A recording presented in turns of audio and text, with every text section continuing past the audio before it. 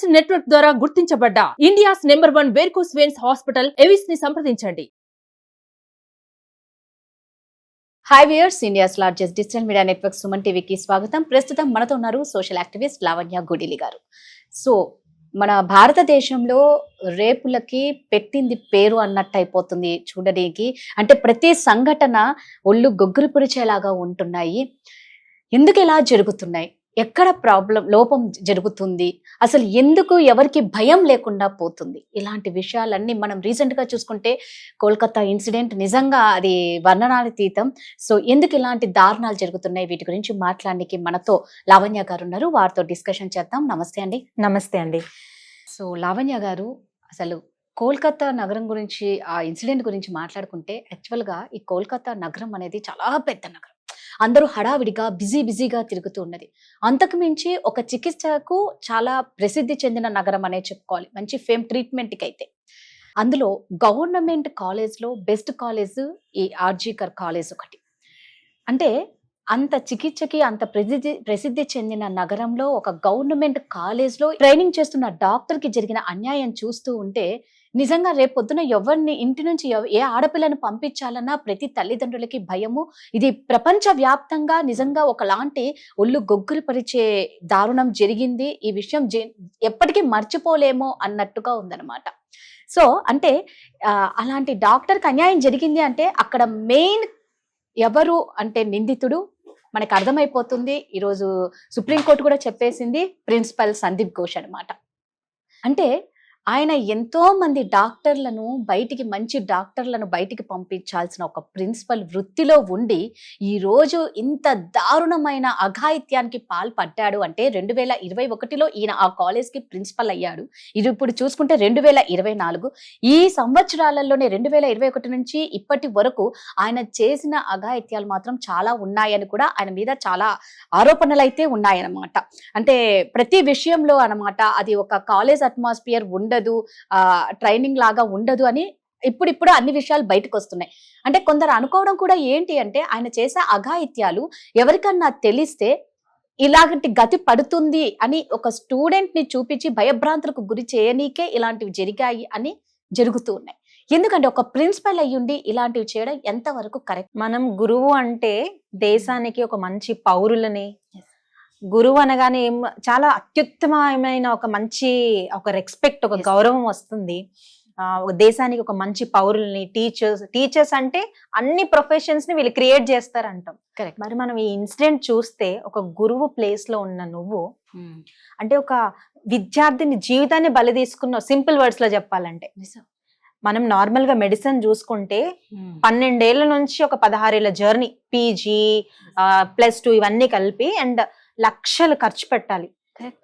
And ఎంత intelligence ఉంటే తప్ప మెడిసిన్ కంప్లీట్ చేయాలంటే. అండ్ ఆవిడ చెస్ట్ మెడిసిన్ లో పోస్ట్ గ్రాడ్యుయేట్ 2nd ఇయర్ చదువుతుంది. ఈ 2024 అయిపోతే ఒక మంచి సక్సెస్ఫుల్ డాక్టర్ గా, ఇంకొక సంవత్సరంలో తను ఒక మంచి డాక్టర్ గా బయట అడుగు, తన ఓన్ ప్రాక్టీస్ కూడా చేసుకునే అవకాశం తనకు ఉండేది. ఎంతో మంది చెస్ట్ మెడిసిన్ అంటే ఇప్పుడు ఒక లంగ్స్ ఆగిపోతున్నాయి, ప్రాణాపాయ స్థితిలో ఉన్నారంటే ఫస్ట్ చెస్ట్ మెడిసిన్ డాక్టర్ ని పిలుస్తారు. లంగ్ స్టేటస్ ఎట్లా ఉంది, ఊపిరి ఎలా తీసుకుంటున్నారని. అంటే ఈ చికిత్సలో ఫస్ట్ ప్రాథమిక స్టెప్ ఎవరిది ఉంటుందంటే వీళ్ళది ఉంటుంది. సో అలాంటి డాక్టర్, అలాంటి ప్రొఫెషన్ లో ఉన్న అమ్మాయి తను ఎప్పుడు ఆలోచించి ఉండకపోవచ్చు కదా, రేపు ఈ పలానా డేట్ రోజు నేను ఈ సెమినార్ హాల్లో ఒక జీవోత్సవమై ఒక క్రూరంగా చచ్చిపోయి ఉంటానని తన కలలో కూడా ఊహించకపోయి ఉండొచ్చు. ఒక 12 ఏళ్ళ నుంచి 14 ఏళ్ళు మెడిసినే ధ్యేయంగా చదువుతూ అండ్ 36 hours షిఫ్ట్, 36 గంటలు పనిచేయడం అని అంటే అది కూడా నిలబడి.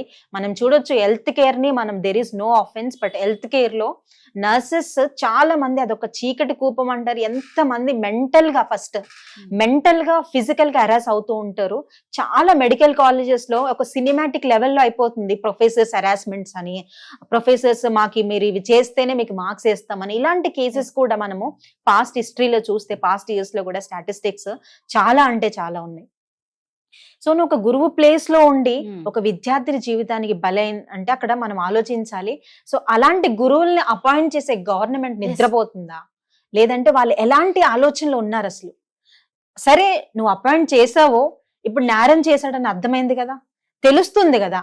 నేరం చేయకపోయినా నీ ఆధ్వర్యంలో నేరం జరిగిందంటే యు ఆర్ ఫెయిలియర్ డెఫినెట్లీ. ఖచ్చితంగా. నీ ప్రెసెన్స్ లో ఒక నేరం జరిగిందంటే దానికి యాక్షన్ డెఫినెట్ గా తీసుకోవాలి.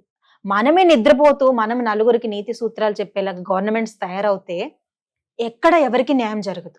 ఇప్పుడు ఆర్జీకర్ ఈ పర్టికులర్ రేపు ఈ రోజు ఈ పర్టికులర్ అమ్మాయి జరిగింది, రేపు ఇంకొక అమ్మాయి జరగదని మీరు బాండ్ రాసి ఇవ్వగలరా? అంత గట్స్ ఉందా గవర్నమెంట్ కి కానీ ఈ పర్టికులర్ కాలేజ్కి కానీ? ప్రతి స్టేట్ లో ఒక గవర్నమెంట్ హాస్పిటల్ ఉండడం అనేది ఒక ప్రోటోకాల్ ఉంది. బట్ ఎన్ని గవర్నమెంట్ హాస్పిటల్స్ లో సపోర్టింగ్ స్టాఫ్ ఉంటారు, నర్సెస్ ఉంటారు, ట్రైనీ డాక్టర్స్ ఉంటారు. పెద్ద పెద్ద డాక్టర్స్ కి ఇలాంటివి ఎక్కువ వచ్చారు, ఎందుకంటే వాళ్ళు ఆ పర్టికులర్ వర్క్ చేసుకుంటారు వెళ్ళిపోతారు. కానీ ట్రైనీ డాక్టర్స్ వాళ్ళకి లాంగ్ అవర్స్ షిఫ్ట్ అనేది ఉంటుంది. అండ్ నేను విన్నది ఏంటంటే వాళ్ళకి సరిగ్గా కూర్చొని రెస్ట్ తీసుకునే ప్లేసెస్ కూడా ఉండవంట, బట్టలు మార్చుకునే ప్లేసెస్ కూడా ఉండవంట. వాళ్ళకి ఒక చైర్ దొరికితే అందులోనే కూర్చొని తింటారంట. అంత సెల్ఫ్లెస్ గా వాళ్ళ ప్యాషన్ కావచ్చు, లేదంటే సమాజానికి ఏదైనా చేయాలని కావచ్చు, లేదంటే మంచిగా బాగుంటుందేమో ప్రొఫెషన్, ఏదో ఒక రీజన్ కానీ వాళ్ళైతే కష్టపడుతున్నారు కదా, ఆ సమాజానికి వాళ్ళు ఎలాంటి హాని చేయట్లేదు కదా. సో అలాంటి వాళ్ళ జీవితాన్ని చెడిపి అలాంటి వాళ్ళని చంపే హక్కు అసలు ఎవరికి ఉంది, ఏ ప్రొఫెషన్ గాని? సో ఇప్పుడు ఈ పర్టికులర్ డాక్టర్ ఎవరైతే ఇప్పుడు మీరు ప్రిన్సిపల్ అన్నారో ఆయన నిజంగా సిఐడి నిజంగా అదుపులోకి తీసుకుని నిజంగా కొన్ని ఇంపార్టెంట్ మ్యాటర్స్ పైన వాళ్ళు ఇంటరాగేట్ చేయడం అనేది చాలా ఇంపార్టెంట్. సిఐడి కూడా నిజంగా ఎక్కడ ఫెయిల్ అవుతుంది మన చట్టం అనేది ప్రతి ఒక్కరు కూడా తల దించుకోవాల్సిన విషయం ఏంటంటే సిఐడి చేతిలోకి వెళ్తే నిజంగా న్యాయం అవుతుంది అని అప్పట్లో ఒక థాట్ ఉండేది. కానీ ఇప్పుడు సిఐడి కూడా నిద్రపోయే పరిస్థితిలోనే ఉంది. బికాస్ మీరు ఎన్నో సెలబ్రిటీ ఇలాంటి కేసెస్ కూడా చూస్తే, సెలబ్రిటీ సుశాంత్ సింగ్ గాని చూడండి, ఆ కేసు ఇంతవరకు కూడా అసలు ఎక్కడికి వెళ్ళింది ఏమైంది ఆనవాళ్ళు కూడా లేదు ఇన్ని ఇయర్స్ అయినా. సో ఇలాంటి ఎన్ని కేసులు మూలకు పడుతున్నాయి కానీ ఒక్కదానికే న్యాయం జరుగుతుందా? ఇప్పుడు అభయాన్ని తీసుకొచ్చారు, ఈ అభయాకైనా న్యాయం జరుగుతుందా? 100% ష్యూరిటీ ఎక్కడుంది? రేపు ఇంకొక నవ్యానో కావ్యానో లేదంటే ఇంకొక చట్టం తీసుకొస్తారు, ఇంకొక ప్లేస్ లో జరుగుతుంది, అప్పుడు ఒక ప్రొటెస్ట్లకే మన జీవితాలు అంకితం అవుతాయా, నిజమైన న్యాయం వస్తుందనే క్వశ్చన్స్ మనకి రైజ్ అవడం అనేది చాలా ఇంపార్టెంట్. కరెక్ట్. ఎందుకంటే ఢిల్లీలో జరిగిన దానికి నిర్భయ అని పెట్టుకున్నాం, ఈ రోజు కోల్కతాలో అభయ. అంటే ఊరు మారే కొద్దీ పేర్లు మారడమే తప్ప ఇక్కడ చట్టాలు అనేవి కఠినంగా ఎప్పుడైతే పడతాయో. ఇంకొకటి ఏంటంటే ఇటు చూస్తే పోలీస్ వాలంటీర్ అసలు ఎలా ఇస్తారు వీళ్ళకి ఏం అర్థం కావటం లేదు. చాలా వరకు ఇన్ఫ్లుయెన్స్ ద్వారా, అదే కదా మనకి స్కిల్, మనకు ఒక బాధ్యత లేకుండా ఒక పొజిషన్ లో జాయిన్ అయినప్పుడు శాలరీ తీసుకుని వెళ్తావు కానీ ఆ పర్టికులర్ పొజిషన్ కి నీ వృత్తికి నువ్వు న్యాయం చేయలేవు. అతనికి అన్ని చెడ్డ అలవాట్లు ఉన్నప్పుడు ఒక సివిల్ పోలీస్ వాలంటరీగా, అంటే పోలీసులకి సపోర్టింగ్ స్టాఫ్ లాగా వీళ్ళు ఉంటారు ఒక వాలంటరీగా. మన విద్యా వాలంటరీని చూస్తాము, ఈ రకరకాల గవర్నమెంట్. సో ఈ వెస్ట్ బెంగాల్ ఏదైతే ఉందో వీళ్ళు మమతా బెనర్జీ ఆధ్వర్యంలో వీళ్ళు ఏంటంటే పోలీసులకు ఆరోగ్యం బాగాలేకపోయినా కొన్ని చిన్న చిన్న పనులకి హాస్పిటల్స్ లో సపోర్టింగ్ స్టాఫ్ గా వీళ్ళు నియమిస్తూ ఉంటారు. సో ఇలాంటి చిన్న చిన్న పోస్టులు కానీ పెద్ద పెద్ద పోస్టులు కానీ ఈ రోజు అందరు ఒప్పుకోవాల్సిన నిజం ఏంటంటే కోట్ల రూపాయలు ఉంటే గవర్నమెంట్ పోస్ట్ కూడా ఈజీగా వచ్చేస్తుంది. జనాలు అమ్ముకుంటున్నారు పోస్టులని. ఇది నిజంగా రాజకీయ పార్టీలు గవర్నమెంట్ ఒప్పుకోకపోవచ్చు కానీ ఇంటర్నల్ గా చిన్న తరహా నుంచి పెద్ద తరహా వరకు లక్షల్లో ఉంటే పోస్ట్ ఈజీగా వస్తుంది.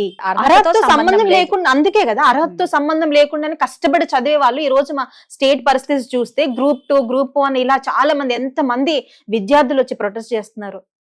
అర్హత ఉన్న వాళ్ళ చేతిలో బాధ్యతలు పెట్టండి, అప్పుడు ఆ బాధ్యతలు వాళ్ళ వృత్తి, వాళ్ళ ఒక అకౌంటబిలిటీతో, ఒక హానెస్టీతో, నిజాయితీతో వాళ్ళు ఎప్పుడైతే వాళ్ళ వృత్తి ధర్మాన్ని నిర్వర్తిస్తారో ఇలాంటి క్రైమ్లు ఏంటి చాలా వరకు చాలా తగ్గిపోతాయి. ఇప్పుడు ఆ సివిక్ పోలీస్ వాలంటరీగా తీసుకున్నారు ఈ పర్టికులర్ ఈ రాయ్ అనే పర్సన్ ని.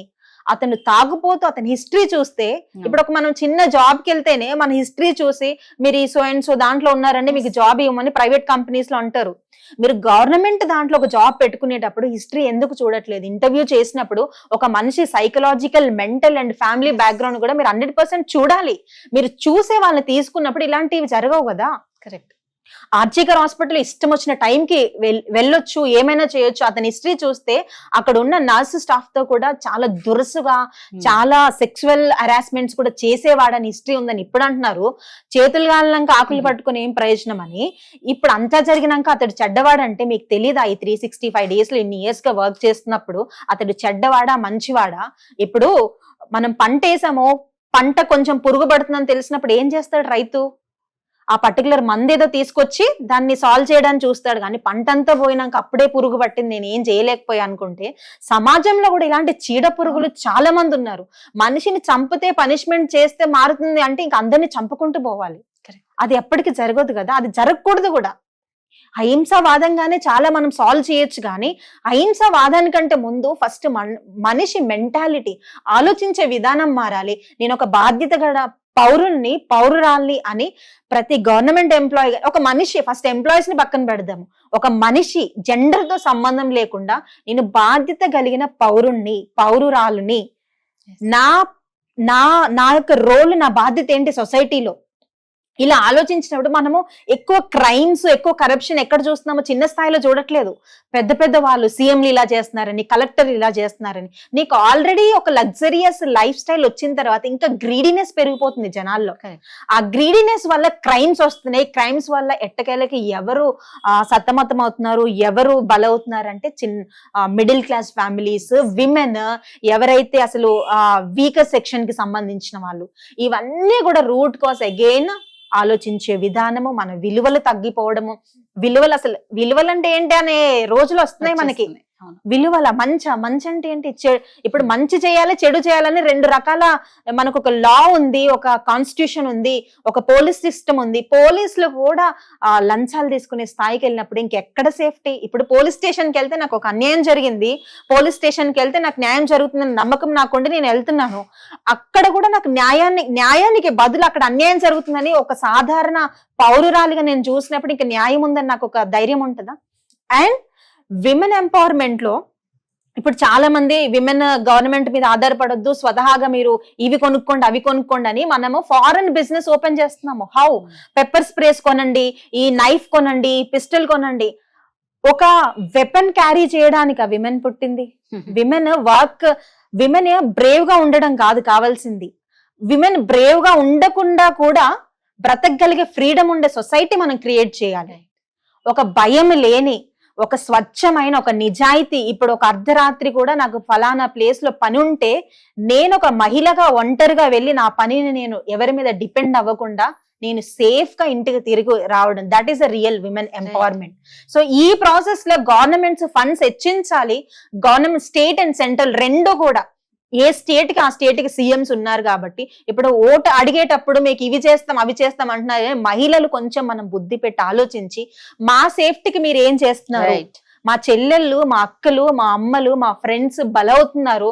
ఎవరో కోల్కతాలో డాక్టర్ మనకి రక్త సంబంధం లేదు కదా, ఆవిడ చనిపోయారు సరిపోయిందని కాదు. రేపు మన అక్కో మన చెల్లు ఆ ప్లేస్ కి వెళ్ళాలి అంటే మనం ఒక ప్రశ్నించే గొంతుకగా, ప్రొటెస్ట్లు మాత్రమే మార్పును తీసుకురావు.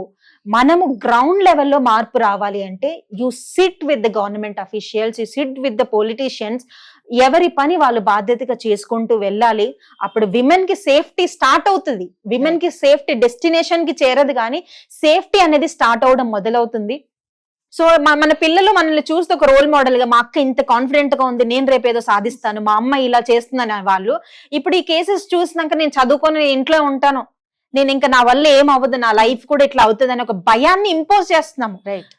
గవర్నమెంట్స్ పిల్లలకి చిల్డ్రన్ ఎడ్యుకేషన్, ఎంపవర్మెంట్ అంటే ఒక మంచి మెంటల్ అట్మాస్ఫియర్. ఇప్పుడు దేశం బార్డర్ లో ఎంతో మంది సైనికులు మన కోసం ప్రాణాలు పెడుతున్నారు. వాళ్ళు అక్కడ ప్రాణాలు పెట్టి మనం సేఫ్టీగా ఉండడానికి, మరి ఇక్కడే ఒక హ్యూమన్ బాంబ్స్ తయారవుతున్నారు కదా. కరెక్ట్. హ్యూమన్ బాంబ్స్ తయారయ్యి మనం ఇంట్లో కూర్చున్న వాళ్ళు కూడా బయటికి రోడ్డు మీదకి ఈడ్చి ప్రాణాలు తీసేటువంటి దౌర్భాగ్యమైన దుస్థితి మనకి నెలకొంటుందంటే మనము సొసైటీగా ఫెయిల్ అయిపోతున్నాం. మనం ఒకరిని పాయింట్అవుట్ చేయలేం, ఎందుకంటే we all are connected. Governments, politicians, సాధారణ మనుషులు ఒక కలెక్టివ్ ఎఫర్ట్స్ కి ఒక రీఫార్మేషన్ అనేది రావడం చాలా చాలా important. So question your leaders. మీరు ఒక ఊర్లో ఉన్నారు, మీ లీడర్స్ ని క్వశ్చన్ చేయండి. ఓకే, కొన్ని వందల నీటి బిందువులు కలిస్తేనే ఒక సముద్రం అవుతుంది అంటారు. మరి ఒక్కొక్క మనిషి విమెన్ ఎంపవర్మెంట్ కోసం విమెనే పోరాడాల్సిన అక్కర్లేదు. మెన్ కూడా బయటికి రండి. మీ లీడర్స్ మీకోసం ఏం చేస్తున్నారు? Question your leader. Me MLAs మీకోసం, ఎందుకంటే మీ అంతటా మీరు కత్తులు గొడ్డలు తీసుకొని రోడ్డు మీదకి వస్తే సాల్వ్ అయ్యే సమస్య కాదు. క్రైమ్ అనేది చాలా సెన్సిటివ్ గా, చాలా ఇంటెలెక్చువల్ గా డీల్ చేయవలసిన విషయం కాబట్టి మీ లీడర్స్ ని క్వశ్చన్స్ చేయండి. అండ్ మీరు కూడా మీ ఫ్యామిలీస్ నుంచి, మనం సమాజాన్ని మార్చలేం కానీ మనల్ని మనం మార్చుకోగలం కదా, మన కుటుంబ వ్యవస్థని మనం మార్చుకోగలం కదా. సో అలాంటి మార్పు కోసం మీ కుటుంబాలకు ఒక పాజిటివ్ కాన్షియస్ పేరెంటింగ్ విలువలు, నైతిక విలువలతో కూడిన ఒక సమాజాన్ని నిర్మించాలంటే ఫస్ట్ తల్లిగా, తండ్రిగా మీరు ఏ రోల్లో ఉంటే ఆ రోల్లో మీ బాధ్యతని వర్తిస్తూ మీరు ఒక మంచి సందేశాన్ని మీ ఫ్యామిలీతోనే స్టార్ట్ చేయండి. సో దట్ మనం సమాజానికి ఒక మంచిని పెంపొందించే వాళ్ళుగా మనం క్రియేట్ అవుతాము. సూపర్. నిజంగా ఎవరికి వాళ్ళు మనం మార్చుకుంటే సమాజం ఆటోమేటిక్ గా సమాజం అంటేనే మనం అందరం కాబట్టి మనందరిలో మార్పు వస్తే నిజంగా సమాజం బాగున్నట్టు. నెక్స్ట్ మన నేటి తర్వాత తరాలు కూడా ధైర్యంగా ఉండాలి అంటే మనలో మార్పు రావాలి.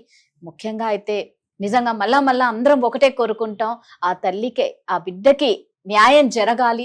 ఎంతటి వారికైనా సరే, ఎంతటి పెద్దవారైనా ఇందులో ఉంటే ప్రతి ఒక్కరికి శిక్ష పడాలి అని, అప్పుడే మనకు స్వతంత్రం వచ్చింది అని భావిస్తాం. Thank you so much. Thank you.